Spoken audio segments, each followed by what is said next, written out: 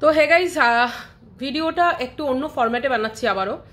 তো কিছুটা বলতে বাধ্য হচ্ছে, এই কথাগুলো না আমি আমার যে মেন ব্লগ আছে সেখানে আমি ইনক্লুড করছি না। বেসিক্যালি ব্লগিং চ্যানেলটা তো খোলা আমার ডেলি লাইফ দেখানোর জন্য। হ্যাঁ, যতটুকু অ্যাড্রেস করার দরকার অবশ্যই করি, আর করবো, আর আগেও করেছি, এখনও করছি। যাই হোক, ভিডিওটাকে আলাদাভাবে বানাতে চেষ্টা করছি, কারণ হচ্ছে কিছু কিছু উত্তর দেওয়া প্রয়োজনীয়তা আছে, তার জন্য মনে করলাম যে এই ভিডিওটা বানানো প্রয়োজনীয়। তো সবার আগে আমি একটা কথা বলি যে কেউ কেউ দেখছি যে আজকে যে জমায়েতটা হওয়ার কথা, নিশ্চয়ই সবাই জানেন আজকে জমায়েত হওয়ার কথা, আজকে 14ই আগস্ট, ঠিক আছে, বুধবার। তো আজকে বিভিন্ন জায়গায় কলকাতা শহরতলি, ইভেন কলকাতার বাইরেও যে যেখানে পারছে, যেভাবে পারছে, একটা প্রতিবাদ সভা হচ্ছে, প্রতিবাদ জমায়েত হচ্ছে। তো সেক্ষেত্রে বলা হচ্ছে যে মানে রাত দখলের একটা মানে জমায়েত তৈরি হচ্ছে আর কি। তো ঠিক আছে, সবাই আমরা যাওয়ার জন্য প্রস্তুত, আমরা জয়েন করার জন্য প্রস্তুত, সব ঠিক আছে। কিছু কিছু মানুষের আমি কিছু কমেন্ট আমি দেখতে পাচ্ছি বিভিন্ন পোস্টে, সেটা আমার পোস্টে আছে সেটা আমি বলছি না একবারও। আমি বলছি না যে আমার পোস্টেই কেউ এসে বলেছে বা আমাকেই বলেছে, সেটা কেউ বলছি না, ঠিক আছে। বলছি বিভিন্ন রকমের পোস্ট তো এধার ওধার চলছে। তো সেখানে ধরুন মানুষকে জানানোর জন্য বা জানানোর উদ্দেশ্যে যেসব পোস্টগুলো করা হচ্ছে, কোথা থেকে, কোন এরিয়া থেকে বা কোন এরিয়াতে জমায়েত হচ্ছে, সেই পোস্টের নিচে অনেকে পোস্ট করছেন, ঠিক আছে। একজনকে দেখলাম, আমার এক বন্ধু আর কি পোস্ট করেছেন, সেই নিচে একটা স্ক্রিনশট লাগানো দেখলাম যে রাতের বেলায় তো স্বামীকেই সামলাতে পারেন না, আবার রাত দখল করতে চলেছেন, ঠিক আছে। কিছু কিছু বিকৃত মনোভাব বা নেওয়া মানুষজনের কথা আমি ভাবি যে তারা কি ভাবে মেয়েদের, মানে তাদের বাড়ির মেয়েদেরও কতটা সম্মান আছে, যেটা নিয়ে আমার যথেষ্ট পরিমাণে একটা কোয়েশ্চেন আছে, ঠিক আছে। যে যারা এই টাইপের কোয়েশ্চেন করতে পারে, যে এই টাইপের একটা স্টেটমেন্টও দিতে পারে। তো এটা একটা সত্যি কথা বলবো, এরা যারা ভাবে এইসব জিনিসপত্র, তাদেরকে আমি এইটুকুই বলতে চাই যে আমি বা আমরা যে কেউই হোক না কেন, বাড়ির স্বামীদের কীভাবে সামলাবো, মানে তারা তো বাচ্চা নয়, ঠিক আছে। আর তাদের একটা নিজস্ব একটা শিক্ষাগত যোগ্যতা রয়েছে, তাই না? তো শিক্ষাগত যোগ্যতা বা সংস্কৃতি যোগ্যতা যাই হোক না কেন, তাদের সেখান থেকে বোঝা উচিত। তো কেউ পার্টিকুলারলি কেউ হয় না কাউকে সামলানোর জন্য, সবাই অ্যাডাল্ট, ঠিক আছে। তো আর ছোটোবেলা থেকে এই জিনিসগুলোর শিক্ষা আপনাদের মতো বিকৃত মনোভাব কিছু প্যারেন্টস আছেন যারা ছেলেদের ক্ষেত্রে দেন না, যে কোনটা করা উচিত, কোনটা করা উচিত না, কোনটা বলা উচিত, কোনটা বলা উচিত না। সবসময় একটা ডিভাইড অ্যান্ড রুল করতে থাকেন যে এটা মেয়েদের কাজ, ওটা ছেলেদের কাজ, এটা করা যায় না, এটা মেয়েদের কাজ, তুমি কেন করবে। ঘরের ভেতরেও এইসবই চলে, তাই না? তার জন্য এরকম একটা স্টেটমেন্ট আপনারা দিতে পারেন, আমার এটাই বলার, আর কিছু না। তারপরে আরেকটা বিষয় আমি বলি, আজকে কিছু কিছু পয়েন্ট আমি সত্যি কথা আমি ভেবেছিলাম গতকালই ভিডিওটা বানাবো, দেন আমি ছেড়ে দিলাম আর কি। না, আমি বারবার করে বলি, আমার ব্লগেও বলি যে আমি যে কোনো জিনিস নিয়ে যখন মানে ডিসগাস্টেড থাকি, সিরিয়াসলি আমি টেম্পার লুজ করি, হয়তো তখন আমার কথাগুলো অনেকেরই ভালো লাগবে না শুনতে। তো ঠিক আছে, আমার যেটুকু বলার আমার মনে হলো বলাটা উচিত, তাই আমি এই ভিডিওটা বানাচ্ছি। এবার কিছু কিছু ক্ষেত্রে দেখলাম অনেকেই কোয়েশ্চেন তুলেছেন যে কেন ব্লগাররা এতদিন ধরে কোনো কথা বলছিলেন না, যারা ডেলি ব্লগার আছেন তারা কোনো কথা কেন বলছেন না, কেন প্রতিবাদ জানাচ্ছেন না। আচ্ছা, আমাকে একটা কথা বলুন তো, আপনি কেন চাইছেন ব্লগাররা কথা বলুক? ঠিক আছে, কেন চাইছেন বলুন তো? সে তো আপনিও কথা বলতে পারেন, আপনিও ভিডিও বানাতে পারেন, স্মার্টফোন তো সবার কাছে থাকে, তাই না? তো স্মার্টফোন তো এমন না যে শুধুমাত্র ব্লগারদের কাছেই আছে, আপনার কাছেও আছে, আমার কাছেও আছে, সবার কাছে আছে, তাই না? তাহলে সবাই আপনার যা বলার, আপনার যা বলার ভিডিও বানানো হয় ভিডিও বানান, নয়তো আপনি লিখে প্রকাশ করুন। শুধু ব্লগারদেরই কেন দরকার আছে? আপনারা এই কারণে চাইছেন, কারণ হচ্ছে ব্লগারদের সার্টেন ফলোয়ার্স আছে, যে তারা কোনো কিছু ব্যক্ত করলে সেই ফলোয়ার্স পর্যন্ত খুব তাড়াতাড়ি পৌঁছে যাবে, সেই কারণে।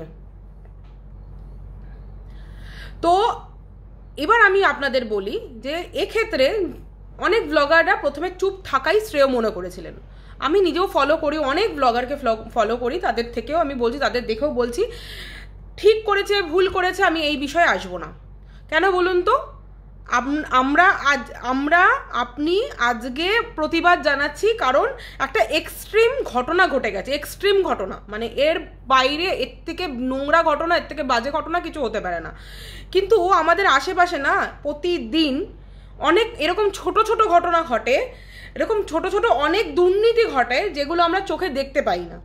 তো যারা ব্লগার আছেন তারা কেউ কেউ বিজনেস করছেন, কেউ কেউ কিছু অন্য কিছু করছেন, স্টার্ট আপ করছেন, তো তাদেরকেও তো এই রাজ্য থেকে বিজনেস করতে হবে। তো আপনারা যদি বুদ্ধিমান হয় কিছু মানে বুদ্ধিমান হন তাহলে কিছু কিছু ব্লগারদের কথাই কিন্তু আপনারা বোঝার কথা যে তাদেরকেও এখানে বিজনেস করে খেতে হবে।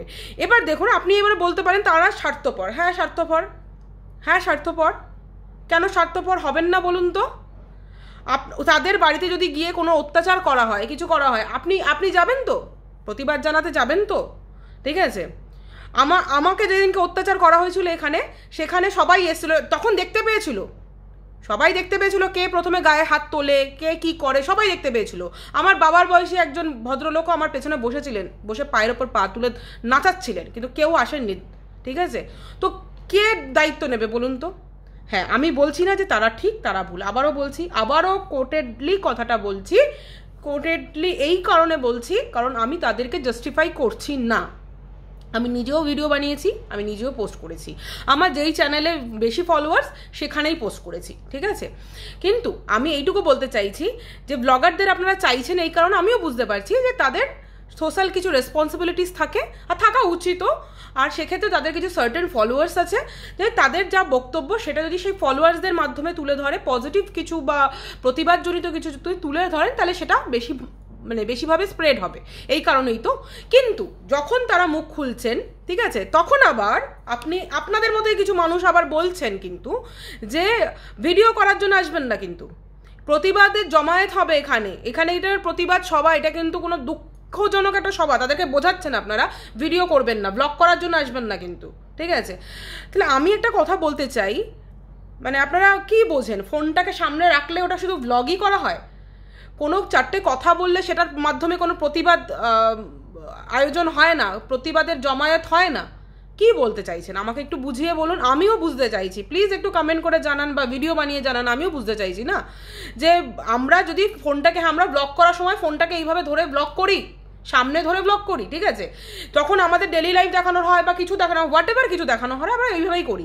কিন্তু আমি এটাও বলতে চাইছি যে আমরা যে প্রতিবাদে জমায়েত হব, সেই যে প্রতিবাদের আওয়াজ, প্রতিবাদের মিছিল বা প্রতিবাদের জমায়েত বা সভা থেকে কি হচ্ছে সেইগুলো যদি ভিডিও করে আমরা পোস্ট না করি, তাহলে এই আওয়াজটা কত দূর যাবে? একটা ভিডিও আমি কলকাতায় বসে করছি, সেটা দিল্লি পর্যন্ত যেতে পারে, আর গেছে বললেই দিল্লি এইমসের ডক্টররা, আজকে সকালবেলা আমি দেখলাম নিউজ চ্যানেলে, দিল্লি এইমসের ডক্টররা তারা প্রতিবাদ করছেন, তারা একটা স্ট্রাইকের মধ্যে দিয়ে যাচ্ছেন, if I am not wrong. তো যাই হোক, আমার কিছু বন্ধুবান্ধব আছে যারা ব্যাঙ্গালোরে থাকে, তাদের থেকেও আমি যেটা দেখতে পেলাম, তারাও একটা প্রতিবাদ জমায়েত করছেন, যেটা আমরা কলকাতায় করে থাকি সেটাও করছেন, বিভিন্ন জায়গায় এটা চলছে। ঠিক আছে, তাহলে তারা কি করে জানতো যদি এই নিউজটা না হতো, এই প্রতিবাদটা না উঠতো, বা আপনি সাধারণ মানুষেরা যদি আওয়াজ না তুলতাম, তাহলে তারা কি করে জানতো? আর তারা না জানলে আজকে এই যে একটা ছোট্ট বেবি স্টেপ আর কি সরকার নিয়েছে, যে সরকারের তরফ থেকে যে পুলিশ আর কি জিনিসটাকে ইনভেস্টিগেট করছিল, সেখান থেকে আমরা সাধারণ জনতা বলুন বা যেই পরিবারের সাথে হয়েছে তারা কেউই খুশি নন, তাই তো? তো সেখানে দাঁড়িয়ে এই যে তদন্তের ভার দেওয়া হয়েছে সিবিআইকে, তো সেখান থেকে ফরেন্সিক তাদের আন্ডারে ফরেন্সিক কিছু এক্সপার্টাইজকে আনানো হয়েছে আজকে সকালবেলা, 14 তারিখ সকালবেলার কথা বলছি।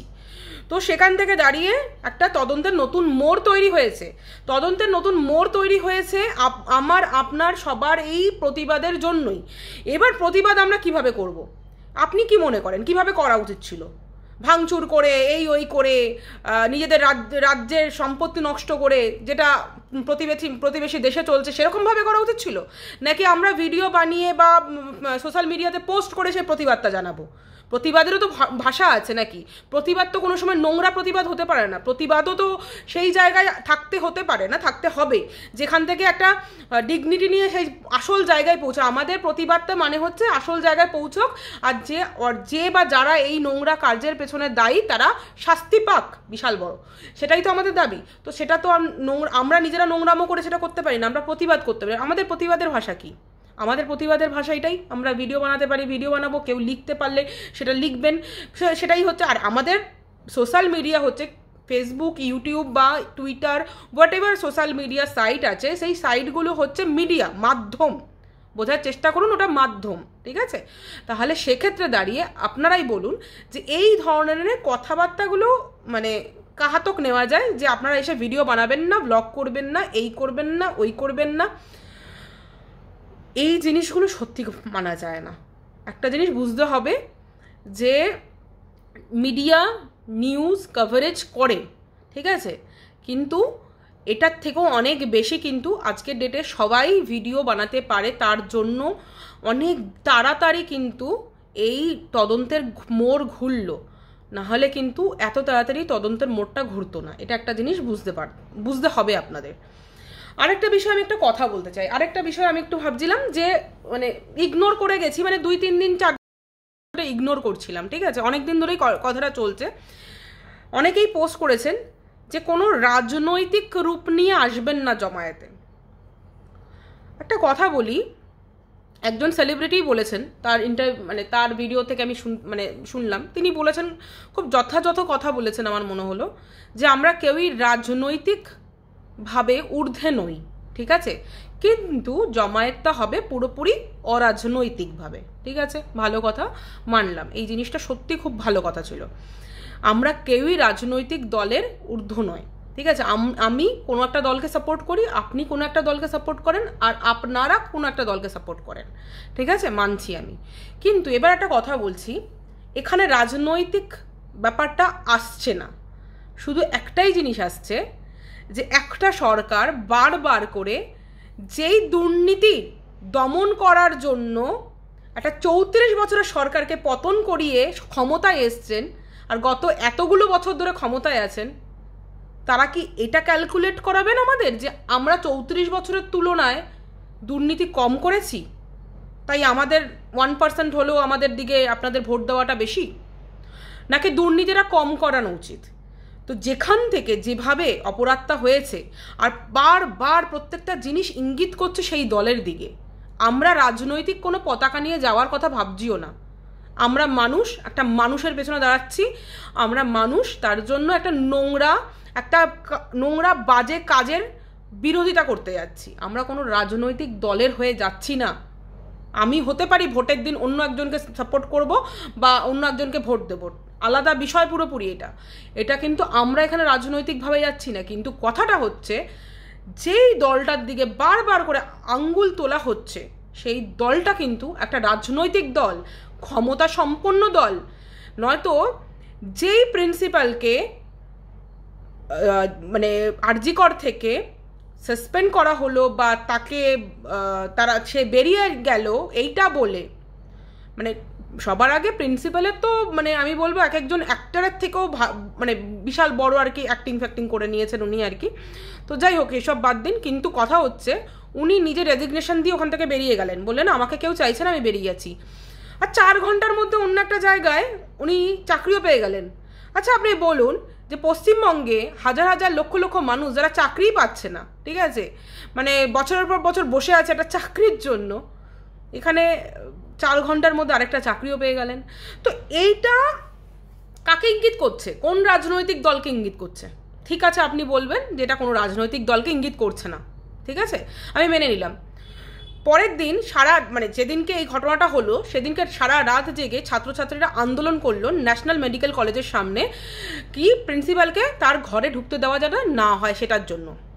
পরের দিন সকালবেলা দেখলাম সেখানকার কাউন্সিলর ওখানে পৌঁছে গেলেন এই স্টুডেন্টদেরকে বোঝানোর জন্য, কনভিন্স করানোর জন্য, ঠিক আছে। তাহলে সেটা কোন রাজনৈতিক দলের ছিল বলুন তো?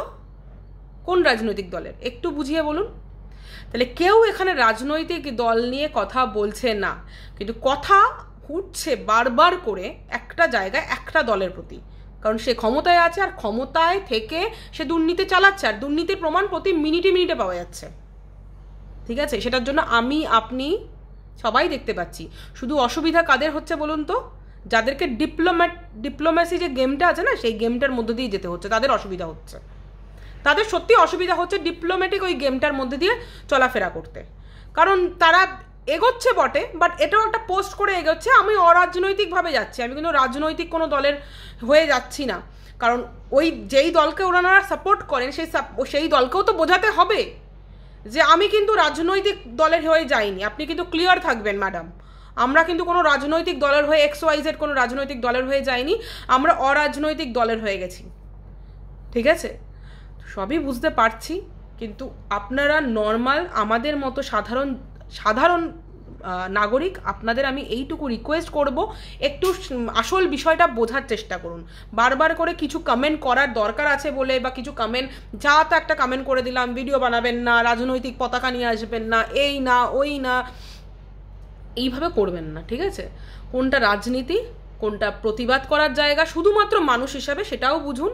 আমি একবারও সাপোর্ট করব না কোনো রাজনৈতিক দলের পতাকা নিয়ে আসুন, দরকার পড়লে ভারতবর্ষের পতাকা নিয়ে যান, কিন্তু রাজনৈতিক দলের পতাকা নিয়ে সত্যিই যাওয়া উচিত না। কিন্তু যারা রাজনৈতিক দল থেকে আসছে তাদের এটা বিবেচনার বিষয়, আপনার এখানে কিছু বিবেচনার বিষয় নয়।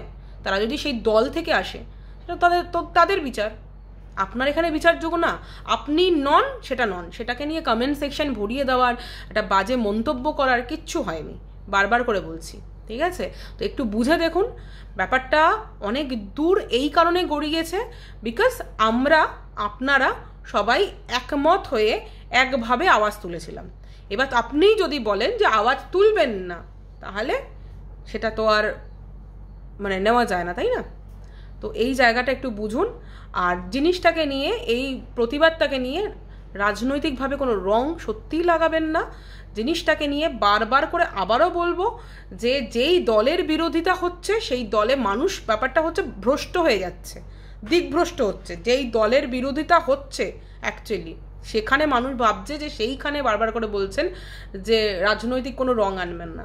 আসলে রাজনৈতিক রং আনার প্রয়োজন পড়ছে না, রাজনৈতিক রং কোথাও না কোথাও ঢুকেও পড়ছে, এটাও মানতে হবে।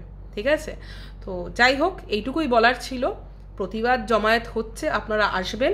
আমাদের বিরাটি থেকে হচ্ছে বণিক মোড়ে, আর নিমতা হাই স্কুলের সামনেও হচ্ছে, এটুকু দেখলাম, আর মঙ্গলার সামনেও হচ্ছে। আর বাকি যারা কোথা থেকে কি দেখছেন একবার কমেন্ট করে জানাবেন, কোথায় জমায়েত হচ্ছে সেটাও জানাবেন। তো চলুন, এইটুকুই আজকে।